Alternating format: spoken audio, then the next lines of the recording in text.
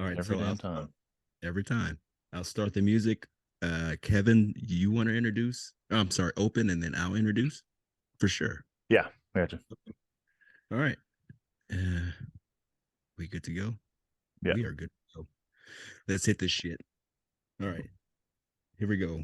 In three, two, one.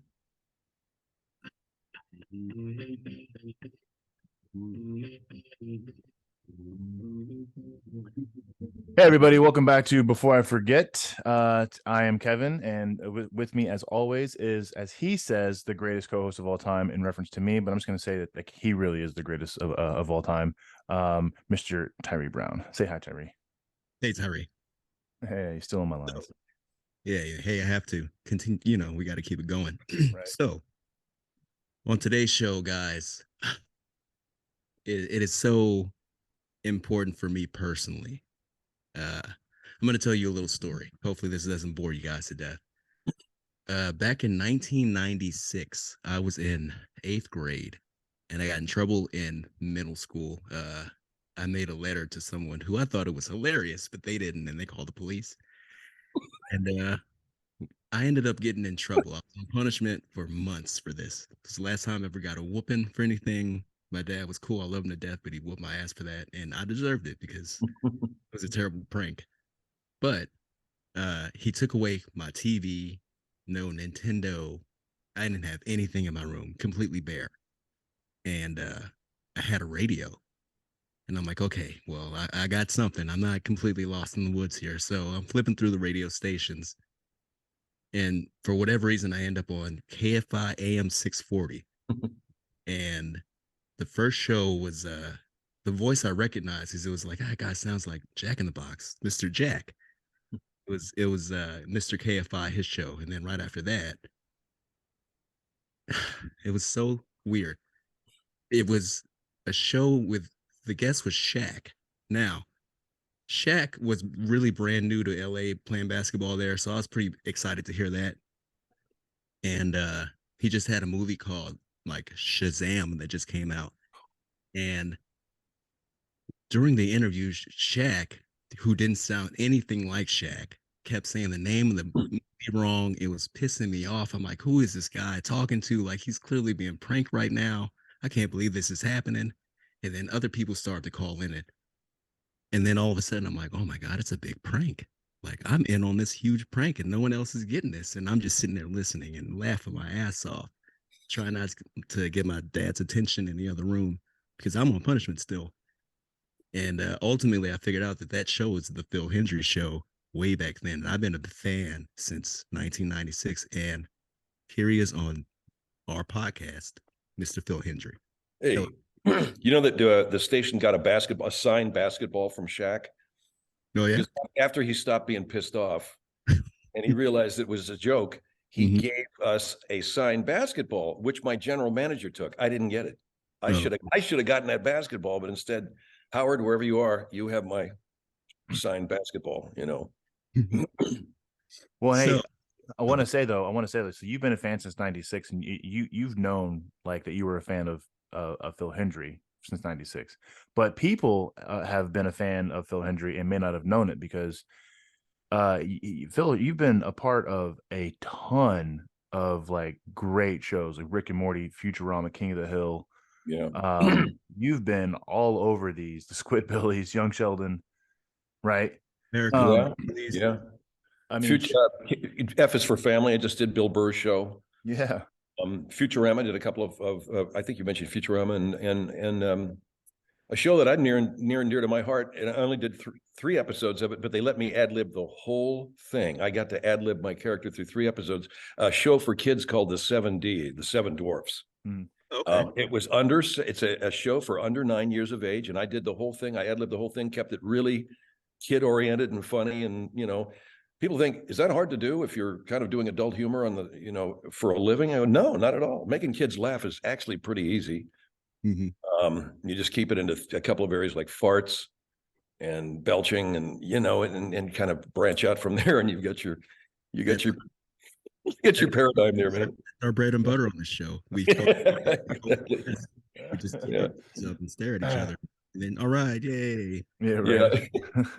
So for So for I've done a lot of those shows, a lot of animation, and I did Team America back in 90. Oh, when did we do that show? 2000. It's a movie, actually. I did 3 characters on Team America with Trey Parker and Matt Stone. And 2004.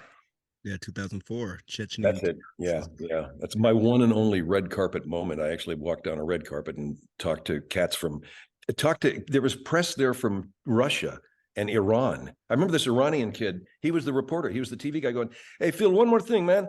Say in the camera, rock the vote, huh? Rock the vote. Hey, rock the vote. Iran, rock the vote." Okay. It was a great night. A great night. Cool thing. That's kind of hard to believe that's the only time you've been on the carpet, though. That's wild. Like, I mean, come on, like you are a household name. Well, no, but I'm not a movie guy. I'm a radio TV guy. That's all movie stuff. That was my one. I say the same thing about Tyree. He's got a face made for radio. I'm not saying that about you, sir. Tyree's a pretty handsome guy, No, he is. He is. He's a dapper young lad. Exactly. Gotta take that and run with these big old. They need, as they say in movies, we're always looking for new faces. Always. I said, any kind of face? Oh yeah, any kind of face. We just want new faces, So yeah. Okay, so I had to ask you to come on the show because, for one, I wanted the people who are familiar with our show to become familiar with your show also, because, like I said, I'm a huge fan. There is, the show is on online here. It's the Phil Hendrie. I'm sorry, I'm sorry, I'm tripping out here. Okay. Well, I do a digital show now, a podcast, which is just me in character, called The World of Phil Hendrie. Yeah, my radio show, the actual being on the radio and pranking phone callers, was from 1990 until about 2013. Yeah. And then all of a sudden, radio just kind of went away. I don't know what happened to it, but it just kind of, the sense of fun on the radio went away. Let me put it that way. Now it's just pretty much either sports talk or really serious news talk, or just, music. So. Terrible music. Have you thought about XM though? I mean, because there's a lot that's gone towards XM. Yeah. Yeah, I have, except they're not, I hate to say this, and I probably shouldn't, but they don't pay anything. Yeah. They really don't. The days where you're making a lot of money in radio are long gone. A lot of the cats that do Sirius XM do it to promote their side projects. There's a lot of comics on there. There's a lot of people who are writers. And they do side projects having to do with politics. And so they go on there to promote, but it doesn't really pay. And maybe that's my problem. Maybe I ought to not expect money anymore. Just I mean, what even is money anymore? Exactly. In the overall, yeah. So yeah, we'd love to have you back, Phil. Do you still want money though, right? Well, sort of. I don't know. Considered it. I like it. The bread kind of dried up over there, but so now everybody's entrepreneurial now, and I own my own company and pretty much freelance. Incorporated. I'm very familiar. Siempre Incorporated. Siempre. People go, "Were you a Marine?" I go, "No, that's Semper. This is Siempre. It's Spanish for always," which I guess is the same as Semper thing. But it was something that I came up with after actually watching a TV show called Siempre Domingo, always on Sunday, which I thought was a cool show. So I stole half of their name. That was it. Something. Yeah.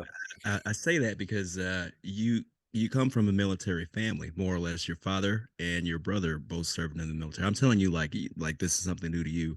What was it like being raised in that household? I know that you didn't serve, but you were still around it. My father, Bruce Springsteen, tells the story on stage, and I won't tell that story. I can tell you my own story. My father was a member of the Canadian forces in Italy and North Africa in World War II. He was a captain in the Canadian infantry attached to the British 3rd. They went up the boot of Italy and did what they did. My brother Dara was in the Navy submarine service during the Vietnam era. So I guess he's a campaign veteran, whatever. But my old man did what Bruce Springsteen's dad did. He says to me, "You go in for your physical?" I said, "Yeah." "Draft physical?" "Yeah." "You're not going." "I called your aunt in Toronto. You're going up to Canada." This is my father, the World War II veteran. So, but he had an American flag that he had us raise every morning in front of the house and take it down. And I learned how to fold the flag. He had a wooden carved American eagle over the fireplace. Both my parents immigrated to the United States in the early 50s and became citizens in sometime in the mid 50s. And we're just solid citizens, man. And, you know, I learned an awful lot about the Second World War from my father, and I became quite interested in the history of the Second World War as a result of that. And my brother Dara, who, bless his heart, I don't think he ever did anything as good as he did when he got into the subs, but he was a submariner, you know, for however long it was, 4 or 5 years, with the SS Barb, which, by the way, was a nuclear submarine around the time of the Thresher. And if you look up, you know, Wikipedia, the Thresher was a nuclear submarine that went down in the Pacific. I don't believe they ever actually found much of it, and I don't know what happened to it, but it just disintegrated. And my mother just was absolutely beside herself knowing that my brother was on a nuclear submarine somewhere in the same, you know, vicinity. And my dad, huh? No, I was gonna say, I can imagine that would be Yeah, terrible. she was just freaked out. And my dad's going, I don't think anything happened to it. I think this is my father, the early 60s, the original conspiracy guys. I don't think anything happened. I think they know where it is. Hmm. It's out. Don't worry about it. They've got it. You know, it's gonna sit. I'm 10 going, I don't know. What do you mean, Dad? But so I grew up in a really staunchly patriotic home, even though both of my folks were Canadian originally, and a staunchly conservative home. And I loved the country as a result of that, and I loved the flag as a result of that, and particularly America's history of being at the front when it came to defending people who were, you know, enslaved. It was only as I got older and I got more educated and I broadened my view of the country that I became maybe a little bit more liberal than my folks, but nonetheless, they rooted me pretty well in that. I have my brother's flag. We just 5 years ago buried him over at Riverside National Cemetery. So, you know, that's our family. That's in our blood. And being a part of a military family, we're all military here. That's right. So we understand what it's like to have that kind of background or that kind of you know, following or remembrance for your family. Kevin has how many members of your family serve, Kevin? Geez. So, my stepmom, my dad, my stepdad, myself. I've got some cousins, uncles. My uncle's in Vietnam. Yeah, I mean, quite a bit actually. Yeah, from World War II up to you know, Korea to me in Iraq. Were you Marine Corps? Army. You guys are Army? Yeah, we're all Army infantry guys here. Oh no, I love you guys. The Marines have a particular sense of humor, though, that I find to be pretty engaging. And it goes something like this. It's like, it would go along the lines of, did you see that guy get shot? You know, no, I did, but I wasn't at that particular time engaged enough to really care about it. You know, that kind of shit, you know, I wasn't engaged enough to even give a shit. So, you know, I think the culture is very funny, and I borrowed a lot from Vietnam veteran friends of mine when I come up with characters like General Galen Shaw. You know, I had a friend of mine who was in Vietnam as the head of a platoon, and what these guys were doing was topography. They were mapping the countryside. Okay. And the stories that he told were fascinating. He said the most dangerous moment for me, he said, was we had to tie ourselves to a tree during a bloody typhoon or hurricane or whatever the hell they call them over there. I said, that's interesting. So I just used that with General Shaw. You know, the toughest time I had in Vietnam was tying myself to a tree. That was it, you know, so I wouldn't get blown away. Just bullshit like that. But no, I honor and I love all those guys. And like I said, my father was, and the major comedy influences of my life, the two biggest comedy influences of my life were my father and my brother. Funniest guys in the world. Both of them were hysterically funny. Yeah, it's So, really easy to say a lot of the funniest guys I've ever met in my life were also military in the back of a Bradley, laughing our asses. Yeah, exactly. Yeah. In fact, I got a message from guys in Iraq when the Iraq War started. This guy says to me, we were in a dugout or whatever the hell you guys call it, a ditch or something, with these tracer bullets flying overhead. And he said, I started doing a Bud Dickman impression. You know, this is a character of mine. He says, there they are. And the two of us just sort of kept our fear at bay by going into these Phil Hendrie show impressions of characters and shit. So be that as it may, Yeah, I love and honor those guys. You know, I lost my brother 5 years ago. My father's been gone for over 30 years, but like I said, their biggest contribution to me was humor. They were funny dudes. Yeah. No, the military definitely. I mean, especially with like the types of jobs that we have to do. Like Tyree and I were both infantry, right? We saw combat in Iraq, and so you can't experience some of those things try to stay serious about it. So you have to find the humor, the good Humor's in all outlet. these. Yeah, Exactly. yeah. And it is really interesting how you know, a lot of times like you'll relate in those moments to pop culture. And because I mean that's, you know, that's what we're familiar with. And so everything kind of turns into a joke or a story. So it's really neat to hear you say that, like, you know, you've taken, you know, somebody else's experience and then turning it into it. So it's kind of like the inverse of it. It's really neat.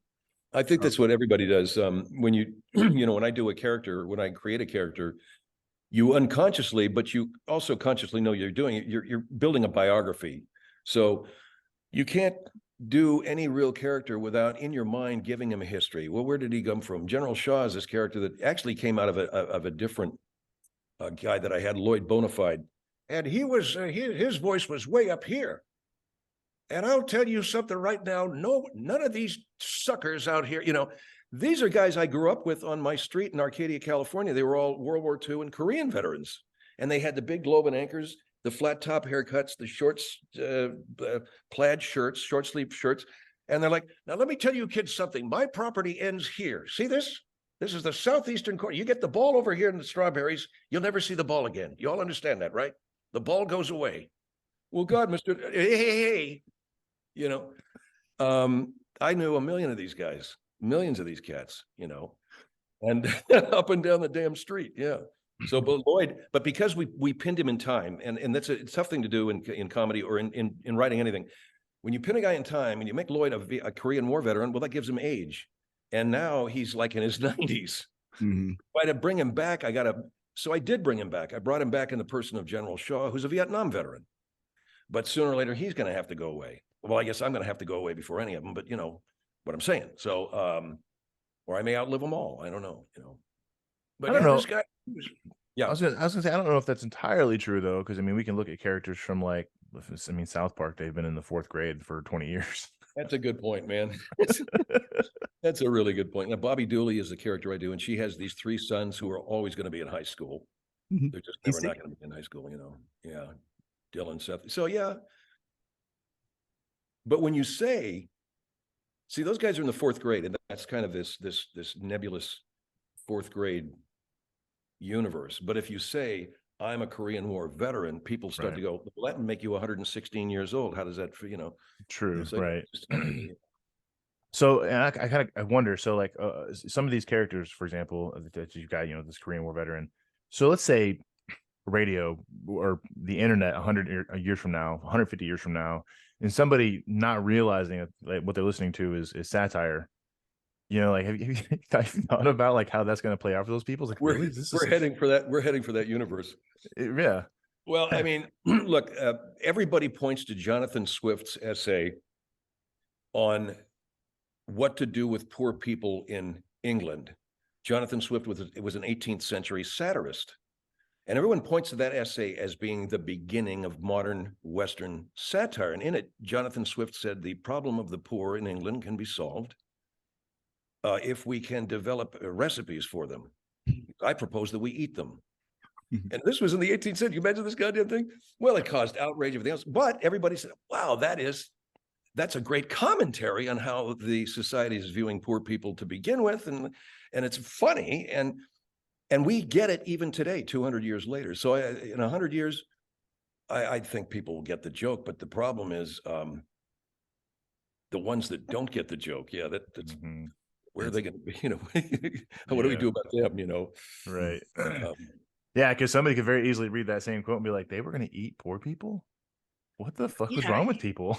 Right? Yeah, you know, I used to say, you know, when we did our radio show, I would say, when people would say to me, "Took me about 6 months to get what you were doing, but I get it now." I go, 6 months? That's pretty scary, man. You know, I don't know if I want to know you or not. You know, took me six, you know, or took me about 3 weeks. In my mind, it should take you not more than maybe a couple of nights listening to know that this is absolute garbage, with what I'm saying, and or at least not so much garbage as it's a put on, Oh yeah. but No, at the time listening, I knew and not almost immediately. It took me maybe a couple commercial breaks until I realized, like, oh my God, like these people are falling for this. Like, I can't believe this. They're falling right. Like, and people are calling in and people are getting pissed off. And I listen to other shows, people are getting angry with you. And I'm like, well, I got this character that I did, R.C. Collins, and he was based sort of on these little punks that we all knew when we were growing up. There was always that little kid that came around who was like, yeah, where are you guys going to go today, huh? None of your business, okay? Yeah, you want to try? Go ahead, try me. Try me. You like all you want to do is pick him up and throw him. So this little character, R.C. Collins, and this was his thing. When I get over to Iraq, I'm going to bring bin Laden's head out on a stick, his skull and everything. Then you'll see. You know what? The way I got it figured is what I'm going to sacrifice in Iraq, Mr. Hendrie. Hey, Mr. Hendrie. Yeah, I'm listening. Yeah. Well, I think that all the young women in America should give us a break, before we go over and, I'm basically he's asking all the young women to give up their virginity for these cats that are going to go over to Iraq, and you think it's ridiculous, but we had people calling and a lot of military. And I have to tell you, I felt bad for them saying, there's one sergeant, she was like hard ass going, let me tell you something, troop, this, that, and something else. And he said this rude shit, and all she's just telling him, he said, well, you know what, all you are is a slacker. If that's slacking, you come and get some. He's going at it with these people. So RC was a great character for me because he was the perfect television watching young person who thinks it's all about just, I don't know, talking like your hard ass and then going over but then we did do one show with him where he goes, well, Mr. Hendrie, I'm thinking if I get over to Iraq and it gets a little too hairy, I may want to push the eject button on the whole thing, and well, I don't know if they're going to let you do that, man. Well, yeah, they will. Yeah, they will. okay.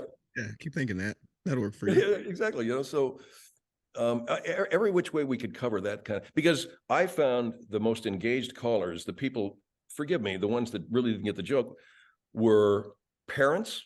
Because anytime you engage somebody in something really organic and emotional, their rationale just goes right out the window. The discriminatory thinking process goes out the window. They just want to commit murder, So if you're messing with their kids, pilots, if we started talking about air travel or boy, the pilots checked in, and the military. Anytime we started talking the military, here comes all these, military people ready to kill.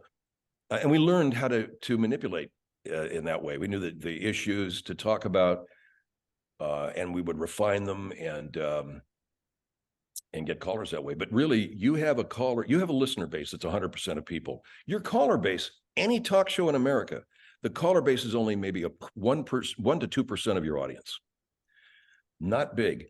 And in Los Angeles, it was postulated or posited back when I was on the air that we had in LA back, say, in the early 2000s, no more than 3,000 talk show callers in the whole city. The same 3,000 people calling, all the talk shows. Mm-hmm. So I like to think that we might have broadened it a little bit by pissing a few people off and getting them to call. People who would never ordinarily not call would call. Yeah, that's a really small number considering the size of LA. I mean, very much so. Yeah, it's tiny. It's like there's active and there's passive fans of anything. Mm-hmm. When I had a buddy of mine programmed a radio station in San Francisco, he said, we got 10,000 fan letters our first month. I said, I bet you thought you were kicking ass. He said, yeah. And then the ratings came out. We found out we had exactly 10,000 listeners, Yeah. In other words, the people that engage you with passion, yeah, they do. But that doesn't mean they're representative of what the mass is doing. And WWE, like wrestling, you would think that that's the national pastime of America when you turn that shit on TV, right? Mm-hmm. Well, how many people do you think really go watch wrestling? Yeah, probably not that many. Not very high at all. That's probably all of them there at the stadium. They're all there at the arena. So we found out that talk show callers are the same. And good programmers would always say to you, man, don't pay attention to the phones. Pay attention to the guy out there that's not calling. That's who you're doing the show for. And so that's what we did. We brought callers on our show as part of the cast, as part of the entertainment. And forgive me, but we didn't really care whether their feelings got hurt or not, because I figure they're adults and they know what they're getting into, and they're making a phone call, and sometimes they would try to emotionally manipulate you. Caller calls in and says, "Let me tell you something. I had a character. His name's Harvey Wireman. Here's another military. Harvey he's a World War WW2 Marines. Okay. And I went to JAG Corps with F. Lee Bailey, and I became a lawyer because that's all they knew. Oh, Jesus. Hendrie what did you do, Phil? I knocked the thing. Okay. Where was I? Oh, yeah. So, what was I saying? Something about military and JAG Corps. no. But we were making a larger point about callers and listeners. And this guy calls up, and I've got Harvey on you, and he's talking about this and that. And the guy calls up and says, and this is what some callers would do to try to emotionally manipulate. The guy says, "You know what? I lost my daughter in an automobile accident last night." And Harvey, "Yeah, was she a piece of ass?" Oh, Now that sounds fucked up to death. That sounds bad, but that guy walked right into it. And I always had a rule: nobody gets to come on the show and try to manipulate the show emotionally, because anybody can do that, whether they're telling the truth or not. And what guy would call up a radio show and talk to people that he doesn't know about something so traumatic, without knowing he's going to get fired back on? So, believe it or not, the audience forgave us for that. The audience would go, "That's pretty funny." You wouldn't think that they would, but they did. They thought that's, that guy got what he deserved. So, but that was Harvey, and he was talking about a billboard. That was it. I saw a billboard for this beautiful lawyer, and what a piece of ass. I shouldn't say that, Phil, because, women are equal, our intellectual equal. But, well, don't you think women should be respected for how they, yeah, sure. They should be respected. This guy calls in, "My daughter was going to be a lawyer, but she got run over by a car." "Yeah, was she a piece of ass too? Like the one on the billboard?" So, we're and that sounds terrible. And I'm sorry for the man, but my show is not the place to call and air your grief, if you will. Yeah. Well, and I think if somebody's listening to your show, like you're like, your true listeners, your diehards or whatever, they know what the show's for. They get Right. the show. They understand the satire. They understand that it's, it's a show, right? It's meant to be a fictional thing. So when somebody calls in, offended, well, okay, guess what's coming? Yeah. Now, I will say, when it comes to kids, we will stop down and we'll explain it to them. We did a bit one night where this kid was in LA back in the late 90s. Maybe you remember, Tyree, there was a lot of there were drive-by, there were car-to-car shootings going on in the freeways, but also something was happening. There was a gang initiation happening. Yeah. Where you had to shoot or something. I don't know. But we came on and we were doing this bit. We were interviewing a gangbanger played by me, who was saying that he was going to, slingshot people's cars. This kid calls during the break, and Jonas, my producer, says, "Talk to this kid." She says, "My mom is out driving. She comes home at night. I'm worried." I said, "Honey, I'm doing the voice." And you hear, when you do that, you hear the person going, "My mom is driving." I'm doing the voice. It's like all of a sudden hysterics on the other end of the phone. Yeah. So I got a heart sometimes, not often, but when you need again, yeah, but you have to, yeah. Yeah. You gotta show it sometimes. Well, what is it? So what got you into voice acting though? Like, I mean, that's a very oddly specific thing, isn't it? Yeah, it is, and a lot of people are doing it now. And with home studios and with, I just noticed the lighting and my black eye and this, I look like shit. Okay, so with home studios and with the abundance of opportunity. And there's also agents now, not just located in Los Angeles, Chicago, New York, but there's agents all over the country dealing with all non-union people. And I won't comment one way or the other. I belong to a union. I like belonging to a union because, it protects me. But there's an awful lot of non-union work out there. So there's a lot of folks. The competition is getting bigger, and commercial work, animation work, looping. Looping is something actually not too sexy. It's basically here comes a movie from Korea and you have to loop in the English. You know, a lot of people make a lot of money doing that kind of thing, you know. But I got into it by accident. I was doing my radio show, Tyree, the one that you were listening to, and I got a call from King of the Hill. That was the first company to call up my agent and say, would Phil be interested in coming and doing some characters? And I'm like, yeah, that would be fantastic, you know. And so from there, I went off and did other shows. But since radio went away, I've done a lot more voice acting, and camera stuff too. To the extent that they want this mug anywhere near their cameras, I'll do that stuff too. But Yeah, you're right. Like 100% after the pandemic hit, everyone can have a studio at home. I mean, we started the whole thing. I mean, after some suggestions from you in a roundabout way, more or less, saying, hey, go ahead and start something. Here we are, you know, I'm in my studio, aka my bedroom, talking to Phil Hendrie with my friend Kevin on our podcast, who, you know, I also work as a talent agent also. So I know what you're saying with the union and non-union. We're actually looking for agents for our own show, but that's, you know, besides the point. Anybody out there listening, you know, just keep at it. Getting representation for a podcast. Where do you guys, when you get an agent for your podcast, where's he gonna put it? You know, is he gonna place it on? Because you can. Oh, you mean sponsors? Is that what you mean? No. Well, like an actual agent for our show. My understanding that there's certain shows that after some amount of popularity, there's a certain amount of people who actually go and listen to people do live shows. We want I can get it. Yeah, okay. We want to get a bad idea. All of our veteran people who listen. I mean, we spill our guts on this show all the time about everything that we've been through in our careers. And like Kevin said, they interact with us and say, hey, we have the same stories. We've been through the same thing. We just didn't know we could actually talk about it. Yeah. We have this platform that we can scream out our stories to everybody. It's a really great feeling to be able to get some kind of feedback from those folks. And, you know, oh, cool. Just be out there like that. And we love it. I love doing this. It's fucking fantastic. It is fun, man. Yeah. Especially it's like, you know, you sit down and you get it all. I get it out of my system every night when I go into my studio and just do anything I want to do, you know. And I got a good platform on Podcast One, but I also have my website, and for some strange reason, people pay a subscription fee to listen to me, which is really a fortunate thing. I'll forever be grateful for. Oh, I've been doing it for years. Yeah. You're a subscriber? Of course. Out of sight. Thank you. I'd love to give you a discount, but I can't. Now, I'd love to give you a break on that price, Tyree, but you know, times are tough. Wait, so you do like money? Yeah. Oh, do I like money? Yeah. Insofar as it can buy insofar as it buys food and things like that. Yeah, right. Yeah. The occasional trip out of town. Yeah. Yeah. You know, right. Yeah. And my Jaguar SUV, but it's a piece of crap. It's no good.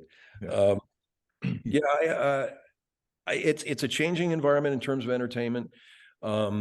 Actors, you know, everybody is, like I said, they're looking for faces all the time. They're looking to put people in front of cameras all the time. And, you know, I heard Jason Alexander, the guy, the former Seinfeld actor who was on a podcast, he said, it used to be that you would wait around for somebody to offer you a job. You can't do that anymore. You have to produce it. You got to write it. You got to hire you have to actually set yourself up. You have to create and then sell that creation. So it's extremely entrepreneurial. And a lot of actors that I know, kids that are still waiting tables in Hollywood and are also going to acting classes and are going and actually doing plays, they're taking business in school. And I said, why? He says, because I can't leave that to a business manager. A lot of actors used to do that and they wound up, you know, on the street. But now much more savvy young performers who not only handle their career creatively, they handle it in terms of the business side. So a lot of the people that I've been signing recently, when it comes down to contracts and things like that, they have so many questions. I'm like, man, just sign a contract. Let me go. Let me go.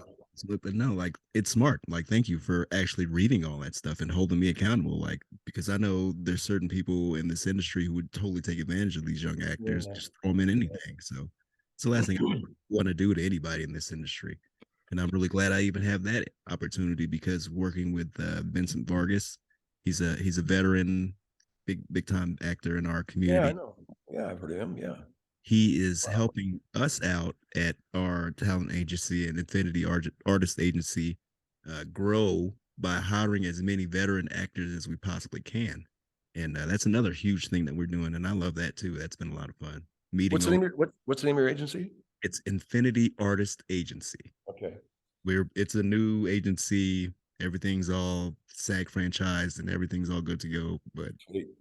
it's been a lot of fun. And IAA. IAA, yeah. I like it, So let's switch gears a little bit back into maybe more military stuff. Uh, how did and this is the sad part about our show is from time to time we have to talk about 9/11. Uh, Yeah. we always talk about where we were specifically when it happened. So where were you when 9/11 occurred, and how did that change your career more or less? I'm afraid it didn't change my career for the good. I was at home. I had just awakened and I was married at the time. I had 4 stepkids, and it was my job twice a week to take them to school.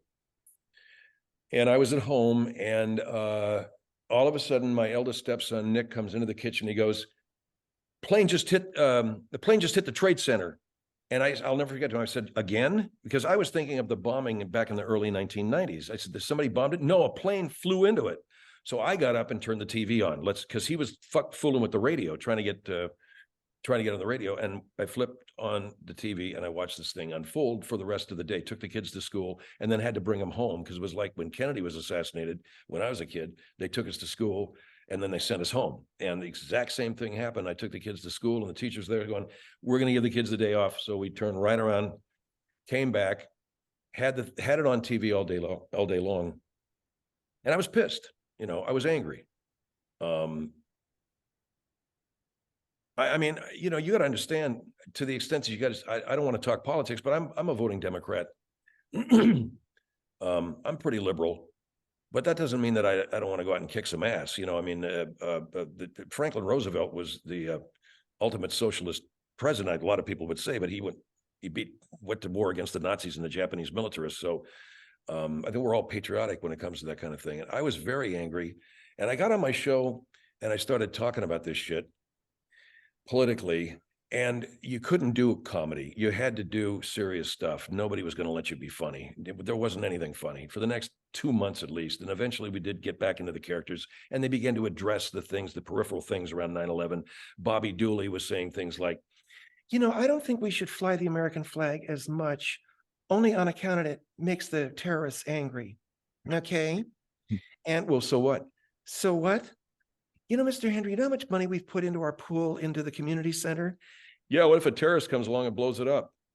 I don't think, well, you don't know, stupid shit like that. And so, but, I started talking a lot more politics, and I started talking a lot more about how bullshit it was that I think a lot of people didn't want to go to war. People did. They wanted Israel to fight a proxy war for us. They thought that it wasn't worth it. They said people just die. 3,000 people got incinerated in front of my very eyes, and I'm supposed to say, "Oh well, people die. It happens every day."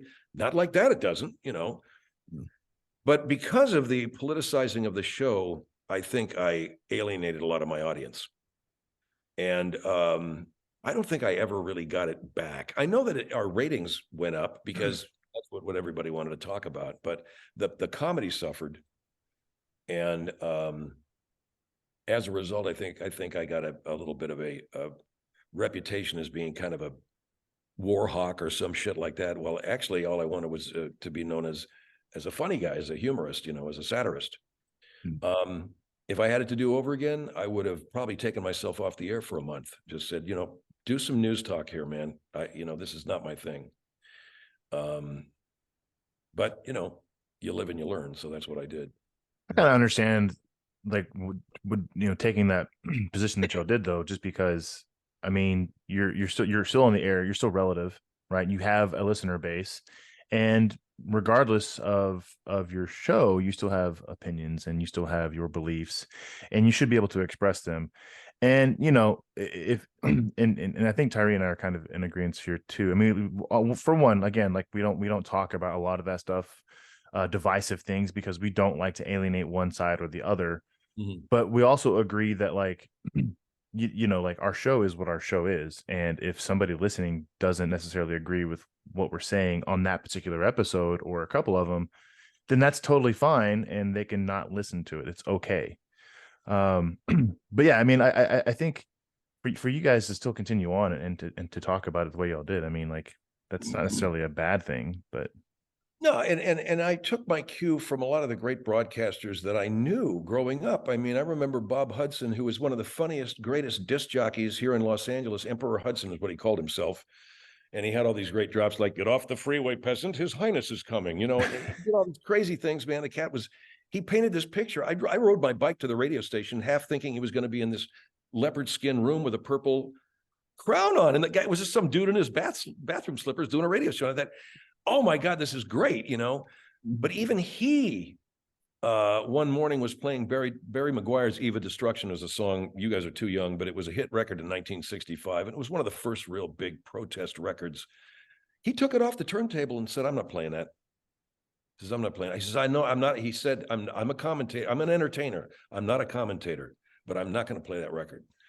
And I've seen guys doing that down through the years. Dick Gregory, one of the great comics of all time, stood down mobs of people who wanted to burn buildings down. Dick Gregory was became more known as an activist than he was a comic, and he was goddamn funny. These guys inspired me and influenced me a lot when they stepped out of the entertainer role and into the role of citizen, and because it was just too important. I admired that. I wasn't looking to be that, but I at least had that as a sort of a guide, but yeah. Yeah. and I wonder if that's like a testament to like how, I mean, times are different, people are different now. I mean, like when you talk this guy in the 60s, during Vietnam War, stepping out of the entertainment role, becoming more of an activist and kind of speaking out on things and choosing not to play that record, right? Yeah. I mean, people are a lot different. Back in 2001, they sure as hell are a lot different today in 2023. Yeah, today everybody is mixing and mingling entertainment and politics. Jimmy Kimmel does it very well. And there's cats on the other side of the political spectrum that do it very well. I don't want to touch it myself. I just don't. It's not good for me, because one of the things that kills creativity is anger.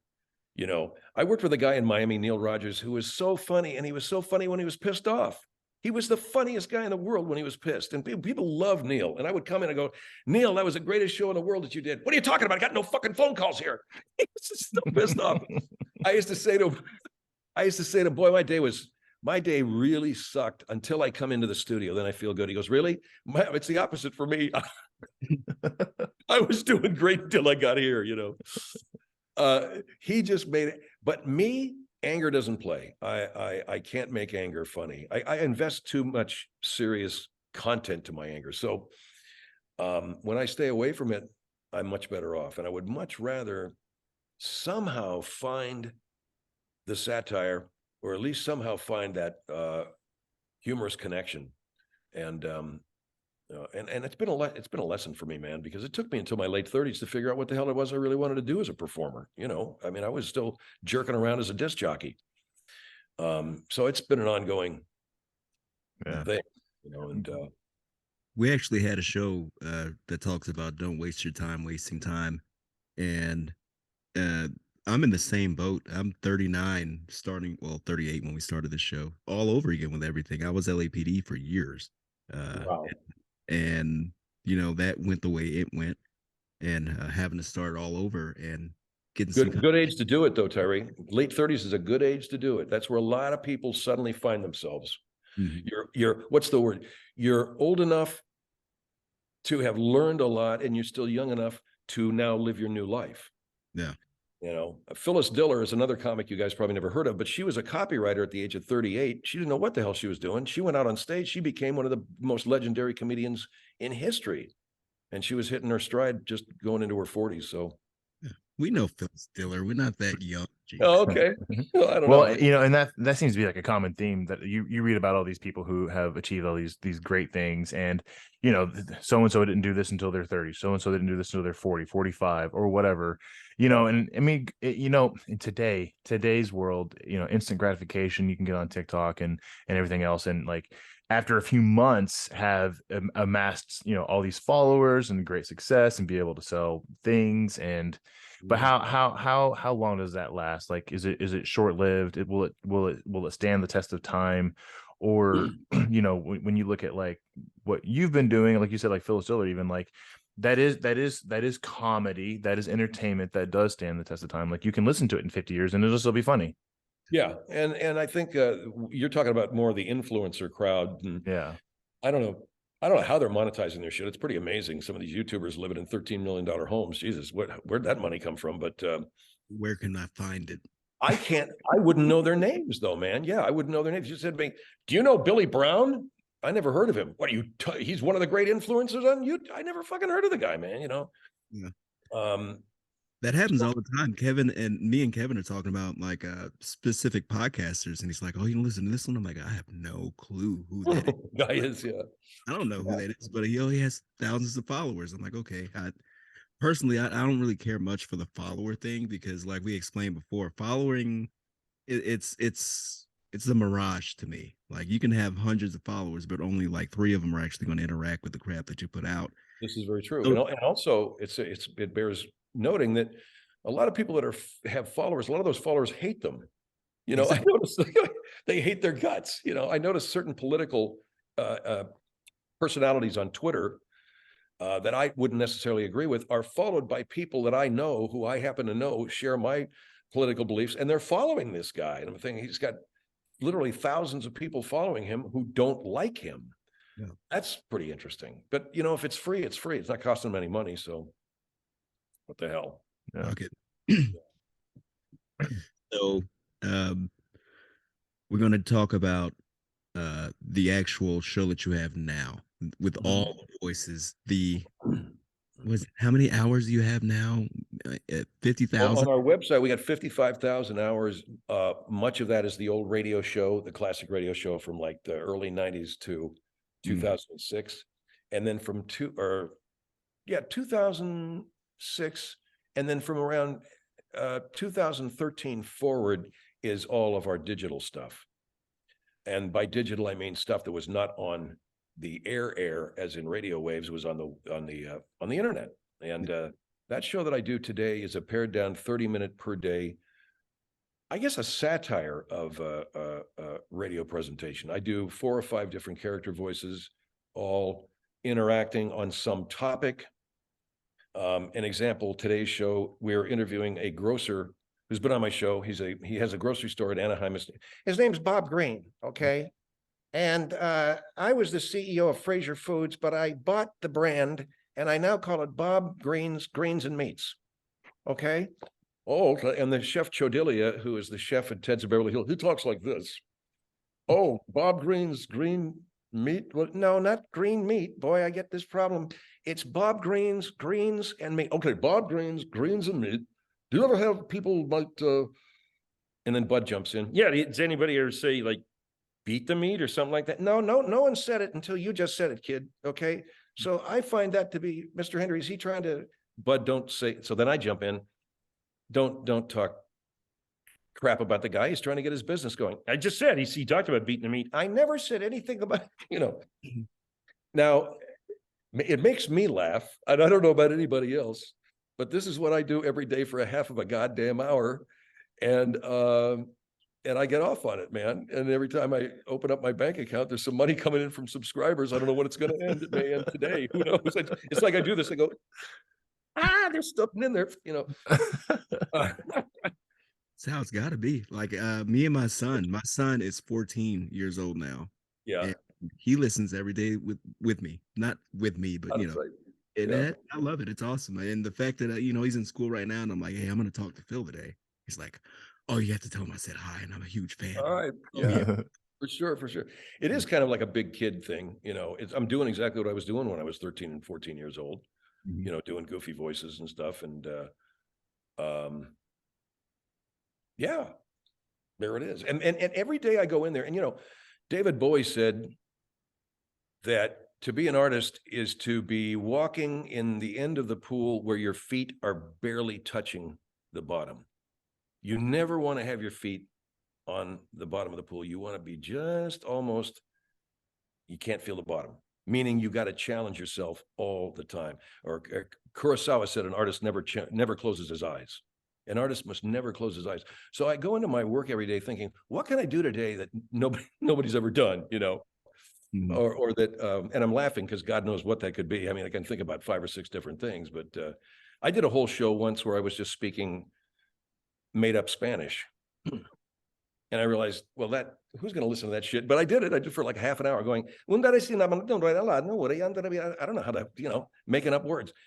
And you realize very quickly, well, that's not getting any listeners, you know, that's just you, you know, tripping. So, but you always have to find something that is going to challenge yourself, and you're going to challenge the audience, because the one thing the audience doesn't want is to be bored. The other thing the audience wants, though, is, you know, to have their expectations met. They want to know that you're the guy they love and you're not too weird, but they also want you to get weird and surprise them. So it's an interesting little game to play. You know? Is that a hard line? Is that a hard line to walk? Not getting too weird. Yeah, you don't want to get weird for weird's sake, because then you just sound like a self-indulgent jackass, and you sound stupid. I think people see through it. They read through it. They go, stop it, you know. But the evolution of my show, I used to be a consistent cat, you know. It's Phil Hendrie here, and I have my guests, and we're going to talk about these topics. And in the last year or so, last 2 years, it's just me coming on in a character voice. Just you know, and good evening, I'm Chef Carl Chedilia, and I'm going to be your host tonight. And just, you know, or my name is Steve Bozell, and I'm a construction contractor in Corona, California, and welcome to the Steve Bozell Experience. Yeah. And I'm gonna, you know, it's just, and because I worked for years in the construction trade as a cement finisher, and I just thought this guy, having a construction contractor who gets his feelings hurt and is going to cry a lot, I thought would be a really interesting guy. But no, come on, just, you know, and I want to talk about my daughter, April Jr. Her name's April Jr. Yeah, Mr. Hendrie, I thought I was going to get to be the host, and you don't. Oh, I'm sorry, I didn't mean to ask any questions. Okay, my daughter's name is April Jr. She's named after her mother. What's the big deal? I just never heard of a girl. Well, now you have. I mean, God damn, you know, and this dude is going to make an issue out of this for 5 minutes. And I asked him the question that your daughter's name is April Jr. I never heard of her. You know, my daughter is April Jr. My son is Steve Jr. My wife is April Jr. I mean, she's April. Yeah, no, she's April. And that's the other thing. April. And the other thing that I got to also negotiate is this. Frank Gray is a character of mine. This is no commentary at all on transgender or on identity. It's just this character, Frank, because of a bout with a VD that he had as a young man. He got neurosyphilis. It fucked him up so much that now he refers to men as she and women as he. It's got nothing to do with anything. It's just like, you know, I love Phil Hendrie because she does a show that I enjoy. My son and I, we listen, and Jason, she loves it too. You know, to me, that just is funny, man. And I'm not making any commentary either way. So when all this shit came down, I went, oh, I'll have Frank say it. That way I won't, you know. And so I listened to the Phil Hendrie show. It comes on at, what's his name? Its name is Phil Hendrie. And it's a great guy. I've had drinks with it. Now, there's something to me that's basically funny about calling the guy it, you know. But you run into that, man. Like, for instance, I do any number of ethnic dialect accents. I was going to talk about that. Yeah, and I stopped doing. I had a character named Robert Leonard who was African American, and I had a number of African American characters. I stopped doing those characters primarily because I have a lot of friends that are actors, a lot of men of color, women of color who, believe it or not, got aced out of jobs because a white guy was doing a black person voice. So I don't want to go down there, man. I'm not going to do that. I don't think I do that good of a quote unquote black person voice anyway. So I stopped doing that. Although I have to tell you, one of the funniest voices I ever heard in my life was Richard Pryor doing a white couple in a movie theater. you know, I think let's sit here, dear. This looks like a good seat, you know. But I would rather people guess the ethnicity of my characters. You know, I would rather people to say, what color is that character? I don't know. What color do you think he is? You know, Emery Clayton. Huh? Emery Clayton. Your Professor Emery Clayton is another one. That's a character I'm thinking of bringing back because he is very specific. He's a college professor, And I don't take any shit from anybody, Phil. Excuse my language, but I've got these students that are ready to drive me nuts. You know, he's the kind of guy who's stuck. I took a student the other day, a young man, and this is in my English class, and I lifted him up over my head and threw him through a window. Now, it was only about 10 feet off the floor, but, you know, Emory Clayton's a great character. One of my favorites, one of my most favorite, and like you said, you couldn't do those, you don't do those voices anymore, was Pastor William Reddick. Pastor William Reddick, yeah. And he was based on, one of the things about every single character that I do, they're based on real people. Mm-hmm. Every character I do, I can tell you the person they're based on. Pastor Reddick is based on Hosea Williams. I used to listen to Hosea Williams in Atlanta when I was working at WSB on Sunday nights. There he was, 15 feet from the microphone. And I'll tell you something else. You know, hey, Pastor, do you want to work the mic closer or something? What do you mean? Okay, I'm in the studio now. Where's the microphone? Hey, you know, no, dude, get up on the mic and talk to. So, yeah, Hosea Williams, Pastor Reddick was Hosea Williams all the way. Mavis Leonard's another character of mine based on a caller of mine. This lady called my show every week. This elderly woman who was very funny when she told Margaret one night, "You're going to look mighty funny walking down the street on your 2 feet with my boot up your ass."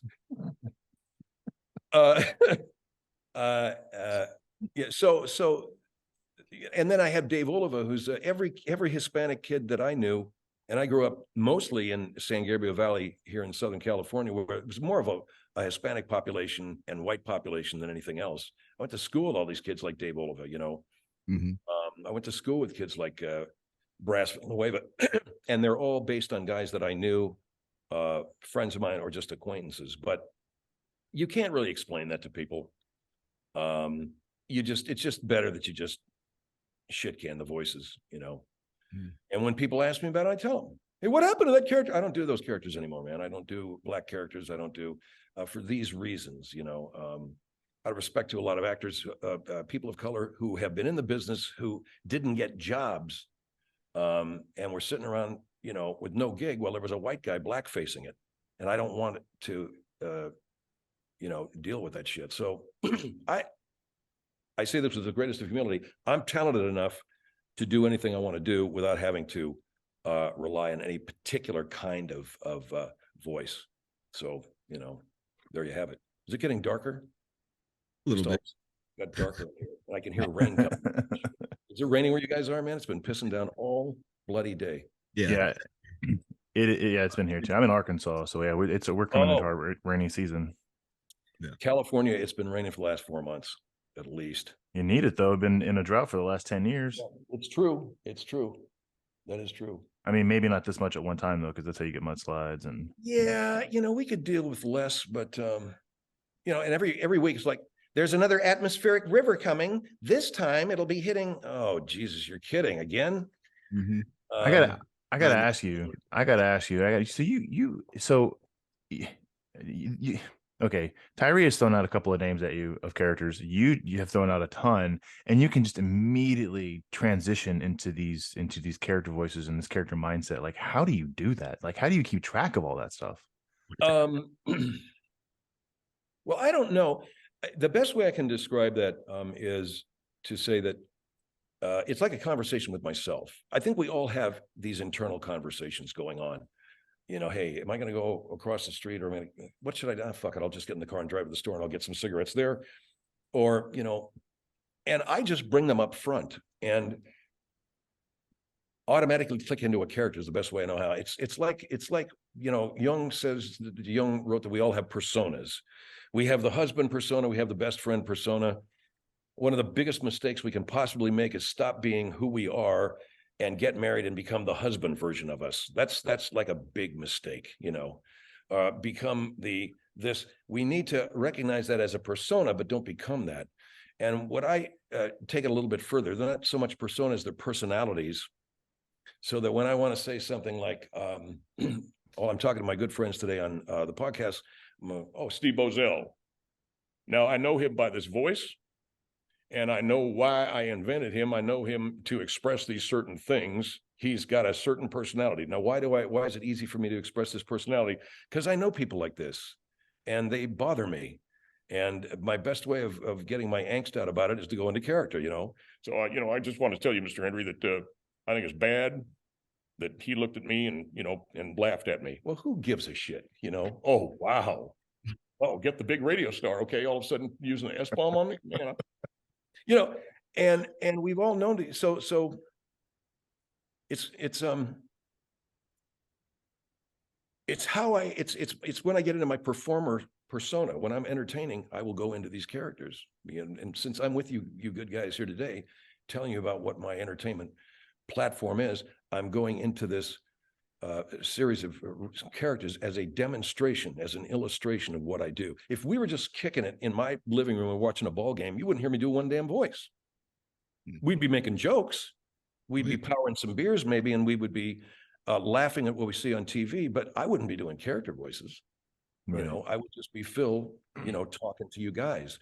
But because I'm in performance mode, all of the things that I bring to the table as a performer are top of mind, which includes all these characters, all their attitudes, and also Phil Hendrie is giving a descriptive, sort of running commentary on them. That's the best way. I don't think I answered the question very well, but no, you did. So, and actually, so that kind of makes me think. So, so this isn't something that's just like throughout your day-to-day life. I mean, yeah. So I have the internal dialogue where there's constantly talking in my head, and apparently some people don't have that. But there's always talking going on in my head. And there's always like, I need to go into the kitchen. What are you doing in the kitchen for? I had to do this thing. Okay, you should go do that thing. And so basically what it sounds like to me is like you're assigning a voice and a character to the responder, but it's not something that you do 100% of the time. No, what I'm doing is I'm assigning a character to the responder, but the specific conversation is one that I've mapped out for the entertainment of my audience. Yeah. So it becomes it's an organic embedded thing, this conversation that we all have, except it's about thus and so, and it involves these guys. And that's how I'm able to kind of do these transitions. People go, it's so fast the way you go back and forth. It's just because it is the conversation we have. I'm just putting different voices on it. And the conversation is one that I've predetermined. So I might be saying, God damn it, what a day it's going to be today, man. Listen to this damn rain. I don't know if I should move the car back inside. And suddenly it becomes something like, oh, I think I'll do that on the show. God damn, look at the rain today. I don't know if should I move the car inside? Then comes the improvisational part. I go, should I move the car inside? And I improv into the wife, April, who, by the way, sounds like a man. Should I move the car inside? I don't give a shit what you do. Just get out, just move the car.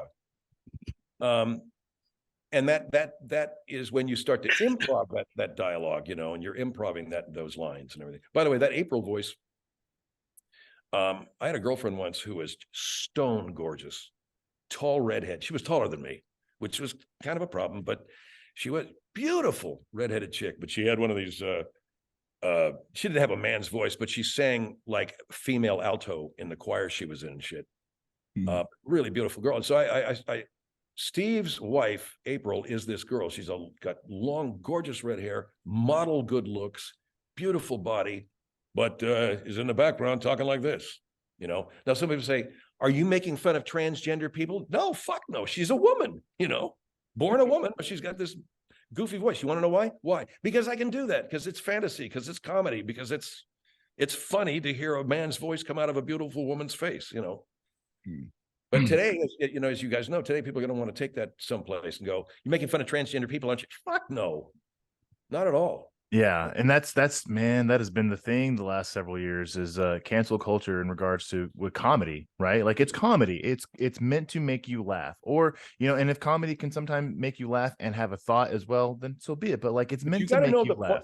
You have to know the point of what you're doing, though. You have to be clear on your point. Otherwise, people will eat you alive. It happened to Don Imus, who was a disc jockey in New York, a great, supremely talented man who made the mistake one day of watching on TV a women's basketball team. I believe it was the Villanova women. I think it was all black players. And he repeated something he heard one of his staff members say. He said, nappy-headed hose. And one of the, and I don't want to be offensive, but here's my point. If you're going to say something like that, what's your point? What is your point, man? Why did you say that? Well, and Imus had no answer. I heard the guy say it. I just said it. I didn't mean it. To say I didn't mean anything by it is not sufficient. You have to say, here is what I was trying to illustrating by saying what I said. Now, you still may get fired and you still get a lot of people hating your guts, but at least you're coming from a place of clarity. You know, it's said that perception is reality. And that's true. So when a comic gets on stage and bombs with a joke so bad that people think he's a racist, my response is, you didn't deliver that joke very well, brother. You fucked that up. So, excuse my French. You messed that up somehow, and it came across to the audience as a racist joke. Well, no, they don't get it. Aha! You don't have the luxury of saying that as a comedian. You do not have that luxury to say they didn't get it. You didn't communicate it properly. You did not deliver that line properly. So I don't have a lot of sympathy for entertainers that say they didn't understand where I was going. Now, I get it that some people are purposefully misread and they are purposefully maligned. But in the instance of a comic who is controversial and doesn't really want to explain to the audience what he's going for, he's going to get what he's going to get, you know. And I can't really blame the audience for, if they misunderstood it, it's up to him to explain it. Yeah, right. And that goes back to, you know, like I learned a lesson the hard way, right? Like in a relationship, right? If I say something that is wrong to the person that I'm dating, whatever, and they get their feelings hurt, and I'm like, well, that shouldn't hurt your feelings because I didn't mean it that way. Well, I don't get to choose, right, what hurts their feelings. How I just they're didn't. feeling. Yeah, I just didn't convey my point well enough in a way that didn't hurt their feelings. Right. So that you kind of, it sounds like the same thing here. I believe it is, and I believe it really is. Now, if after you explain what you said, they still want to hate you, well, now you're in an environment that you have to analyze. Is this environment one where they just want to hate you? It doesn't matter.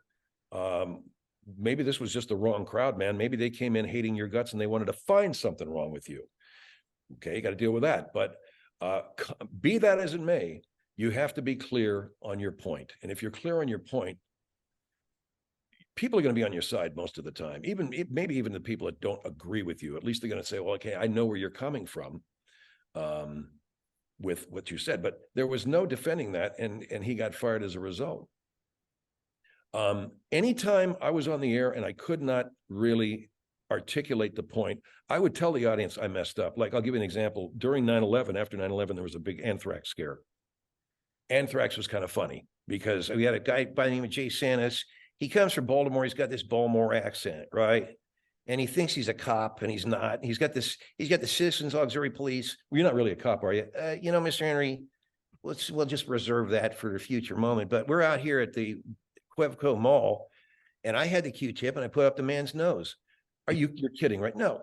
Why would I kid? I want to find out. You can't put a Q-tip up a guy's nose at the mall, okay? And it's very funny. Well, we tried to do the same thing with tuberculosis. No. Tuberculosis is airborne, deadly as fuck. You know, it's, and I came on the next night and I said, I really blew it, you guys. I'm sorry about that bit. It was not very well thought out. And I probably I'll do better. Now, the people that love me said, it's okay, Phil, we get it. Thank you very much. The people that hated me went, yeah, see, you asshole. I can't help it. You know, I mean, they're going to hate me. They're going to hate me, you know, but I'm happy to say to my audience, yeah, that wasn't very good of me. That wasn't very smart of me. You know, that scared some people. They were calling up again. Are you serious about tuberculosis, man? No, I'm not. But, you know, maybe I better explain myself. So. Yeah, well, that says a lot about the people who listen. Like, a lot of times, you know, they hang on to your word and they take it as the absolute truth. And it's like, man, you know, this is jokes, you know, this is funny stuff. Like, not everything that I say you should take so seriously. Like, that's what you're here for, right? To joke around. You get that, right? And then I guess a lot of people just don't understand it's not all serious. They just may not like the nature of the joke, you know. In which point I can understand that. I can appreciate that. So Dave Chappelle, Dave is a brilliant comic. Dave has worked in the transgender material. he's just not going to get a lot of people on his side with that shit. He just isn't. I don't care how funny he is. And Dave has accepted that. I think he said, okay, I'll be at odds with those people. I'm okay with that. He's a very I wouldn't say Dave Chappelle's confrontational so much as he's just rooted in his belief system. And he's a funny son of a bitch. And for the most part, people love him. I think that area got him a few, people, he lost some fans there. And I think he's accepted that. And I don't think he's going to lose any sleep over it. But he's not able to say to his audience, Tyree, he's not going to be able to say, hey, I'm just joking. Because those people go, well, you ain't funny. Yeah. This is not funny. It hurts. It's hurtful, in fact. So I'm not putting him down for that at all. I'm just saying I wouldn't go there with that, with my material at all. But he did, and he stands by what he said. But Dave Chappelle's just an example. It could be any comic has to understand you're not going to win friends all the time with the stuff you do. So I think George Carlin's kind of up there with that too. He definitely, in my opinion, definitely one of the greatest comedians since, in my life. And he was more of a philosopher to me, honestly, with how he thought, right? Because a very unique way of thinking. And, his early bits compared to his later bits, like two different comedians, or really it's just, to me, what it seems like is he got to a point in his career where he could do the things he wanted to do. And I kind of feel the same way with Dave Chappelle. And my understanding, the way I kind of see that is, especially with Dave Chappelle, like after the whole controversy thing when he had the Chappelle show and whatever happened, right? I don't know the whole story, but like, and then he comes back and, I think he's under this understanding that like, I'm going to do comedy the way I want to do comedy. I'm going to continue to be Dave Chappelle. And if tomorrow it all ends, then so be it. That's that. I'm going to live my life. Yeah. And that's Dave Chappelle. I don't profess to know him or what he's been through in his life, where he draws the line, where he said, I'm good. I'm comfortable. I'm caked out, whatever. I don't need this shit anymore. So I'm going to go ahead and just plow on forward and piss off a lot of people, I guess, and make a lot of people friends. A lot of comics can't afford that, myself included. I can't afford to blow my career up standing on. I would rather make friends of as many people as I possibly can. If somebody says to me, that trans shit you're doing, Phil, is really hurtful and offensive, all right, I'll drop it out of the goddamn act. I'm not married to it, but by the way, that's another cat that does a fantastic white guy voice, because Dave Chappelle, being the non-politically correct guy that he is, he said, I don't understand why people can't just do ethnic voices. I do an ethnic voice. Here's my white guy voice. And he breaks into this hysterically fucking funny white guy voice, but he can do that. I can't, it's just how it's just the platform we're all working from right now. And I'm sure it's going to all even out, and I'm not sweating it. I'm not losing any money over it. I'm not, it's not breaking my heart. So I'm good. Well, so yeah, Dave Chappelle, when he does his who was that basketball player that he would do, Tyree? Do you remember? Basketball player, which one? Oh my God. It was on the show. I can't remember off the top of my head, but like, I don't know, but he would do this white guy character, and it was just hilarious to me because it really does play on all the stereotypes that come along with being like this, like, or trading spouses. that skit was hilarious. Key and Peele do a great job at it too, at the whole the white chick thing that they do with Megan, and like they just play it up to the max, and it's just and it's funny. It's very clearly funny because they're playing off these known stereotypes, and you can't be mad at it. Like, who is mad at this? Well, we have a history in this country of blackface, but we do not have a history in this country of whiteface comedy. And I think as a white audience is almost kind of fascinated to see it in a way. And I that's as far as I'll go with that. I personally don't think that it's racist or anything. I have an understanding of my country and my society, and goddamn, that rain is really coming down now. My cat's like this. What the fuck? Can you hear it?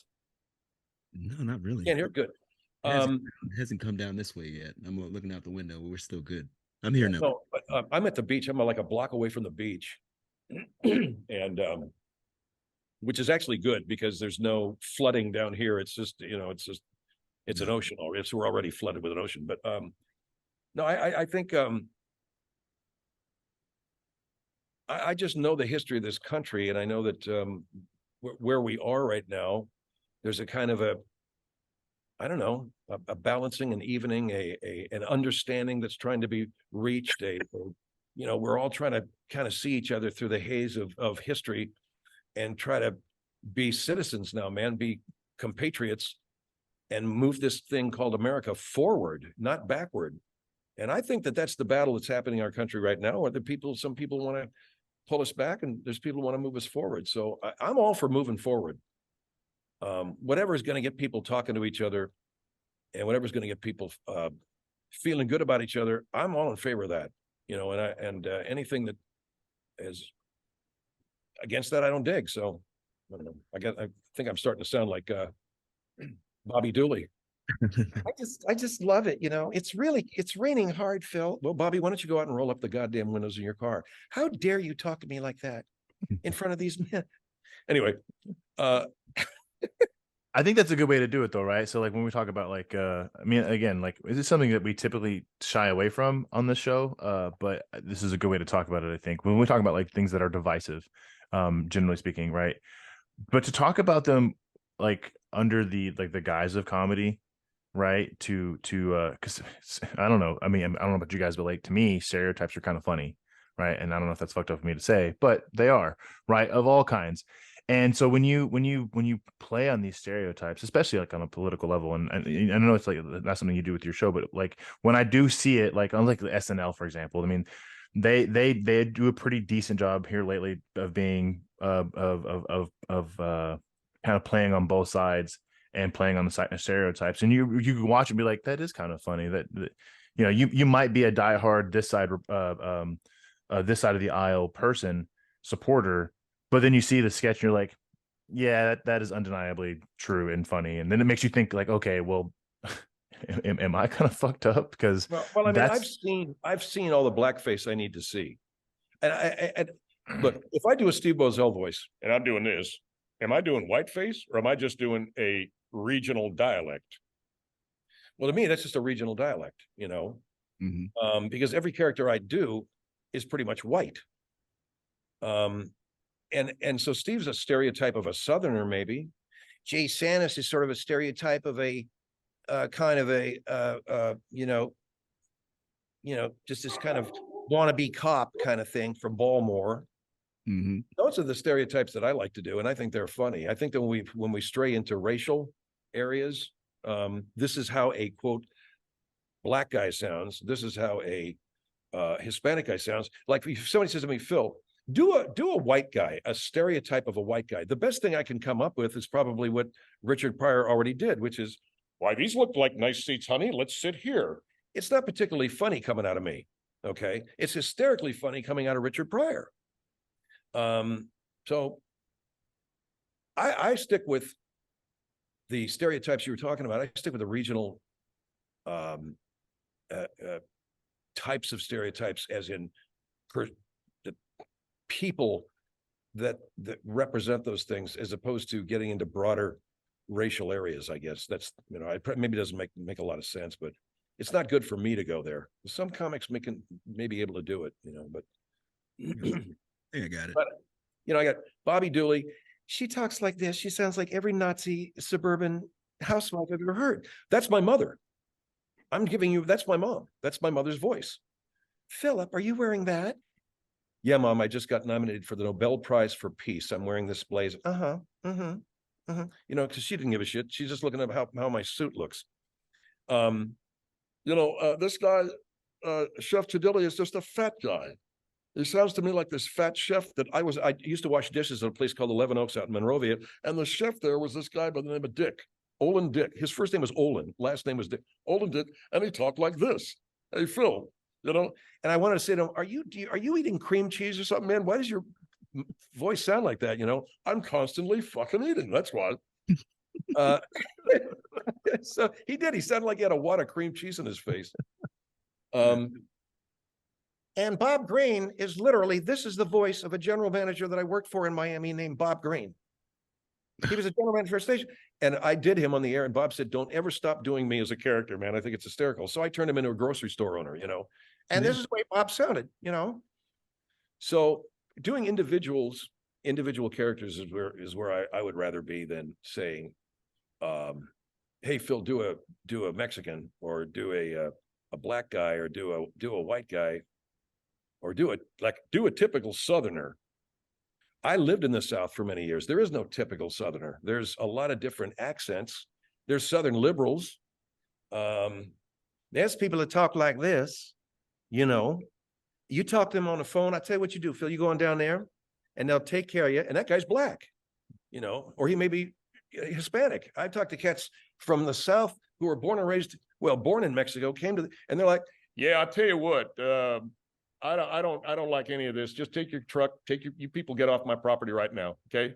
And what is your name? Mr. Vargas. No, but, you know, so it's goofy, man. It's a goofy world we're living in. No, and that is 100% true. So I'm from Arkansas, right? So I've been in my life, or been in the South my entire life, and there are you know you meet someone, like I've got you know, Hispanic friends, Asian friends, and black friends, whatever, and you meet someone, and you automatically in your head, and I think a lot of us do it, like, okay, this is how that person is probably going to sound, and then they speak, and you're like, well, yeah, that doesn't match the body at all. Yeah, because we have this expectation, you know.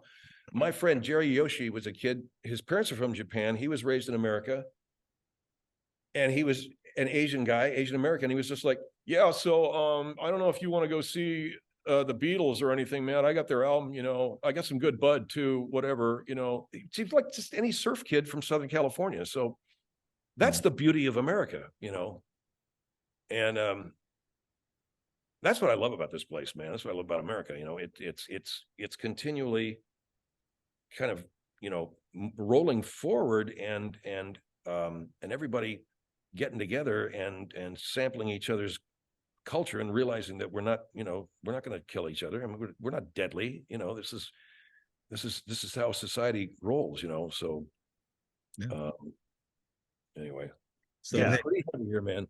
On this show, I don't want to hold you up too much longer, because you know, I can, if I was allowed to, I keep you on here forever. Well, I just got 3 messages from my girlfriend.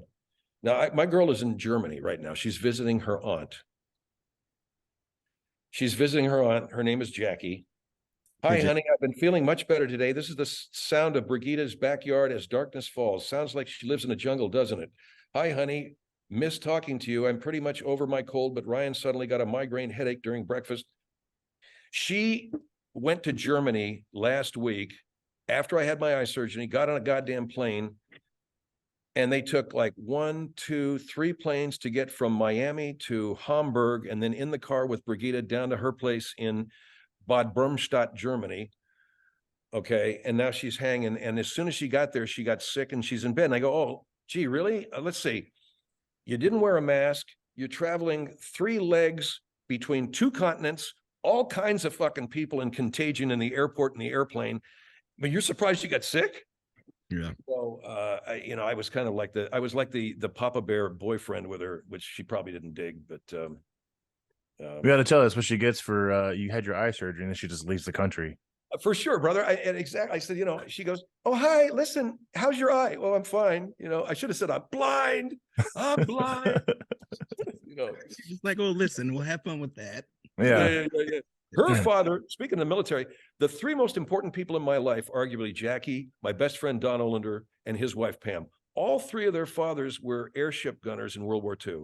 Don's dad in the Marines, Jackie's father, my girlfriend, and Pam's dad in the Army Air Corps before it was the Air Force. And Jackie's dad was a little 5'8" dude in a belly turret of a B-17. Now, when I talk about the military, one of our poet laureates of the United States of America, I don't know his name, forgive me. He was our poet laureate. He was a gunner, a turret gunner in World War II, and he wrote a poem about being a turret gunner. And the only 2 lines I remember was being born at 5,000 feet, which I thought was like this spectacular thing that I was born at 5,000 feet.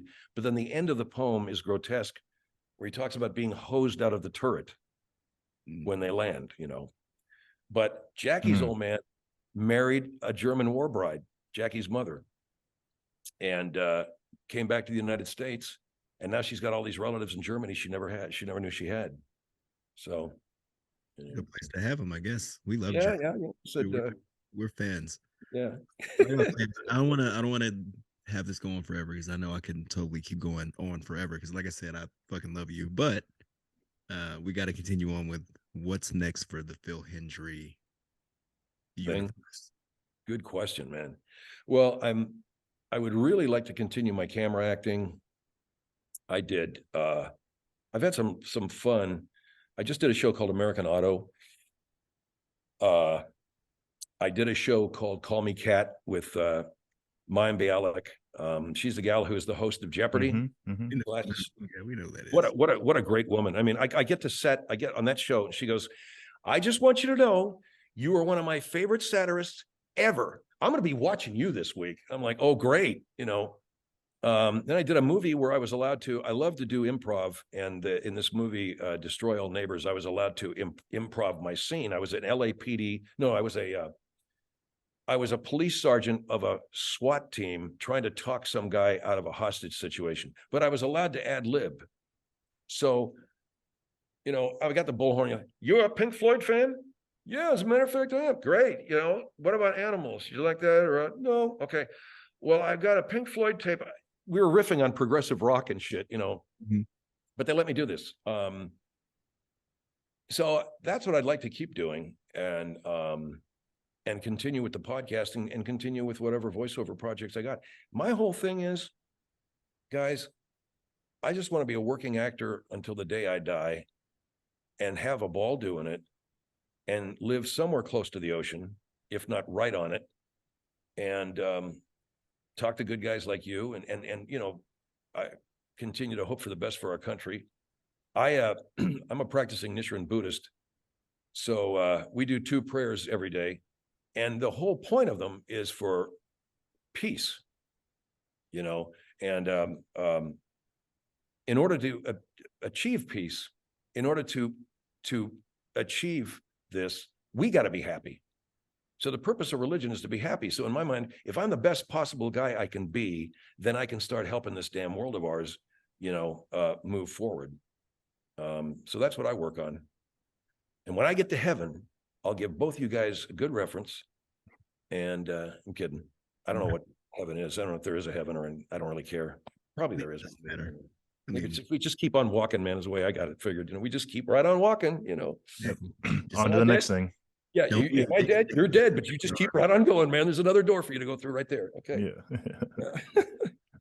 Yeah, you get there like, so what's next? I just right through that door. Just through that door, you'll find out. It's right over there. Yeah. You'll exactly. See. Exactly. Yeah.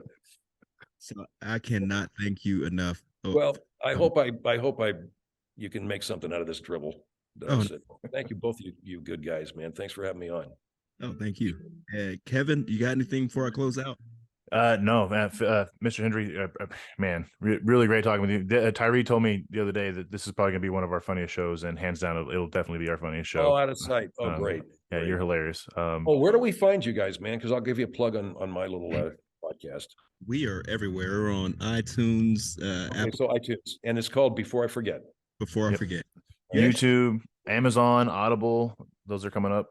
Yeah. Audible, awesome. I'll share your posts, Tyree, and retweet, you know, on Facebook and all that stuff. I dig it. So, hey, thank you everyone for listening to Before I Forget. Please like, listen, share, subscribe, and watch.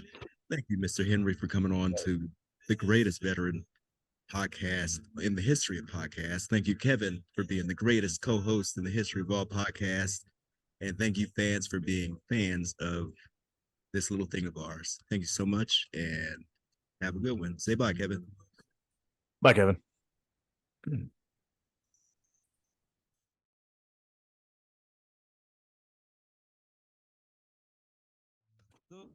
All right, thank man. you so much. I can't thank you enough, Mr. Oh, you got it. On. You got it. Thanks for having me on, guys. I appreciate it very, very much. I'm glad we could do this. Oh yeah, for sure. Tyree's been ever. I mean, since the beginning, since you've had any kind of involvement with the show. I think it was you shared something about the show, or you commented on something, and Tyree. Yeah, was when you just, guys first went on with Yeah, when you guys first went on with it, yeah, that was a great idea. Yeah. Y'all, you don't even know. You don't know this, Phil, but since we started this whole thing, the person who I talk about the most with shows is with Kevin is you. This whole thing. I mean, I have so much fun just talking to people, and I cry like a baby on here all the time, and Oh yeah. we talk about all kind of stuff that I would never talk about any other time. Because hopefully, my idea behind this is my son is going to be able to hear this at some point when I'm gone. Yeah. And, it's just a documentation of everything that we've done and our friendship. And I'm glad that I'm able to help other veterans, or we're able to help other veterans just talk about this kind of stuff. Because again, no one thinks that they can talk about it, or they're afraid to talk about it. They think if they do talk about it, they're going to get in trouble or get institutionalized because we're all crazy. But it is what it is. Oh, that's fantastic. That's fantastic. That really, I Mm. can't even begin to think of what good you guys are doing. It's probably immense though. Yeah. So, And a lot of it, I got to say, is thanks to you, because well, every now and then I could bounce an idea on Facebook Messenger off of you, and you'll give me a straight up response. And it's yeah, like, we had some communication. Did I give you advice on equipment? Is that what I said? Like get this and get that for all kind of stuff. no shit. Okay. Yeah. I mean, I have my own little equipment set up here, but Oh, I mean, good. Good. on just everything that I've done, more or less, I've bounced it off you or listened to one of your shows and stole it, and just Steal away, brother. Steal away, man. It's all right. Yeah. but I'm having fun, and I can't thank you enough for Thank you guys very, very sponsoring the much. show. Let me find out what the girlfriend wants here.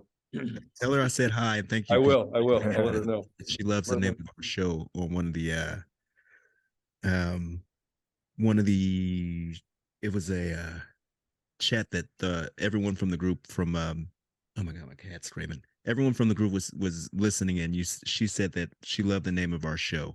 She thought Before I forget? yeah, she thought it was Oh, cool. cool. Yeah, Yeah. it is a great. I recorded that. All right, guys. All right, Thank thank you. you, sir. Thanks so much. Yeah. See you later. Bye bye.